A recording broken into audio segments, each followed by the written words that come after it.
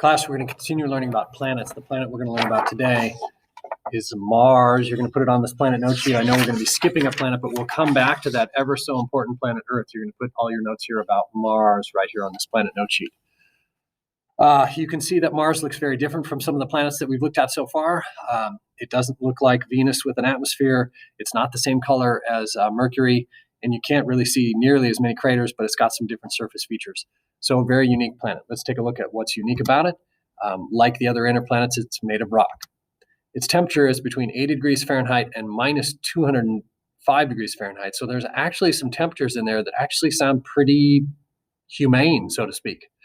And part of that must have to do with something going on with its atmosphere on the planet that allows temperatures to reach that high and not too high. It is a relatively small planet. It's about half the size of the Earth. It makes it the 7th largest planet in our solar system. Its day is 24.6 hours, which sounds really close to the Earth's rate of spin, right?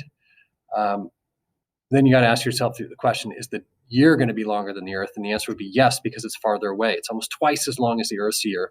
Again, because Mars is farther away, so it has longer to travel around the sun. It used to have a magnetic field. It does not currently have a magnetic field. Scientists have detected signatures in areas on the planet where it shows that it must have had a magnetic field at one point in time, but it no longer does. Even though it has a good spin rate, there must be something lacking. It does have two moons, Phobos and Deimos.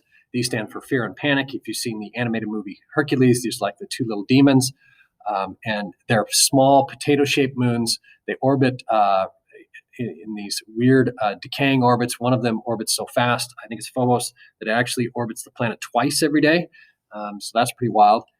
And they're heavily cratered, and their orbits are actually decaying, which means they're getting closer to the planet. Eventually, the planet's gravity will rip them apart, and they'll become rings instead of moons, which is kind of crazy to think about. But that's a long ways down the road.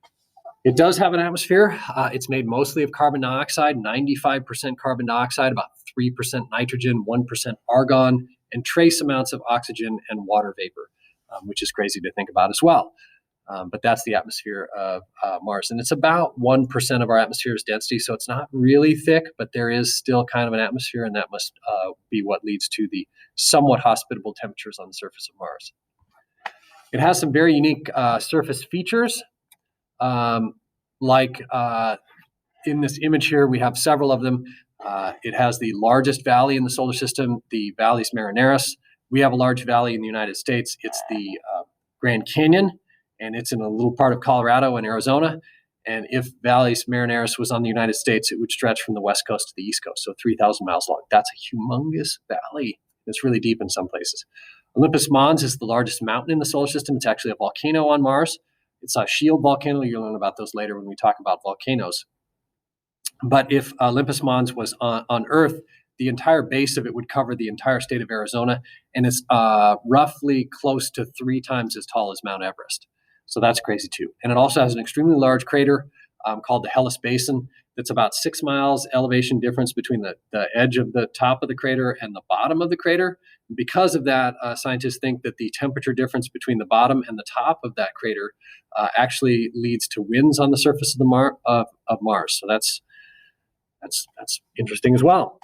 I told you about the largest volcano. It does have ice caps with some water in them, but also frozen carbon dioxide, which you know is dry ice. So it actually has dry ice caps that in the warmer times on Mars, they sublimate some of that and they form clouds of carbon dioxide. And then in the colder times, they freeze and become ice again. There have been multiple places on Mars where we have found signs of water in the past and also in the present. So very interesting discoveries about Mars itself, with a lot of things that make it seem, at least at one point in time, it might have been a habitable planet. We've sent a lot of spacecraft there, over 40 of them, all these orbiters and landers and flybys, and currently a lot of rovers. You can see 3 of them pictured here. What we have is 2 orbiters, the Mars Global Surveyor, which could actually see things on the surface of Mars as small as a dinner table. It orbited Mars for 10 years and sent back more data than every spacecraft that had been to Mars put together. Currently orbiting is the Mars Reconnaissance Orbiter, and it can see things on the surface of Mars as small as a dinner plate. We have some rovers. You're going to take a look at one today, the Sojourner rover. It's about the size of a microwave. The next ones that replace those are the Mars Science Laboratory, the Mars MER, so the Mars Exploration Rovers. This is the medium-sized one in the image here. There are two of them, the Spirit and Opportunity. The Opportunity actually functioned on the surface of Mars for 15 years, which was crazy, and it drove farther than anything has on any planet aside from the Earth. So lots of data sent back by those rovers. Currently, we have the Mars Science Laboratory called the Curiosity rover. This is the very large one you see that is on the planet right now, and it's soon to be joined in February by another rover called the Perseverance on a different part of Mars. So we've got a lot of rovers exploring the surface, doing a lot of different science. So some interesting things about that.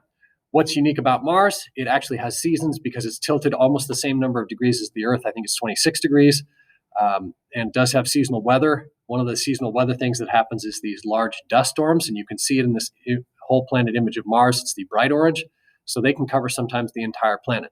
The dust is very small particles. It's about the same size as cigarette smoke. The gravity on the planet is about 1/3 of the Earth's gravity. So some interesting things that are going on Mars. Now, what you're going to do today is you'll do an assignment where you get to drive a rover on Mars. You get to experience what it's like to control a rover on another planet from Earth. So it should be pretty interesting. Please make sure that you answer the questions before driving the rover. You will be turning that worksheet in.